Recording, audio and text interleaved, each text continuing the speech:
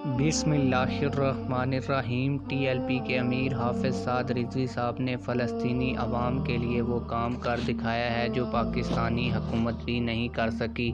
पूरी तफसील आज की इस वीडियो में आप लोगों के साथ शेयर करूंगा, लेकिन वीडियो शुरू करने से पहले आप लोगों से यही गुजारिश है कि वीडियो को यहीं पर लाइक कर दें, चैनल को भी सब्सक्राइब कर लें ताकि हमारी हर नई आने वाली वीडियो आप लोगों को बर वक्त मिलती रहे।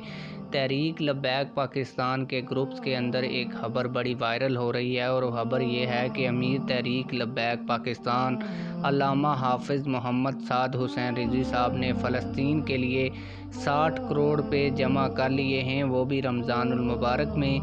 मज़ीद रकम जमा होने का इम्कान है। इंशाअल्लाह जल्द ये रकम फ़लस्तीन को पहुंच जाएगी।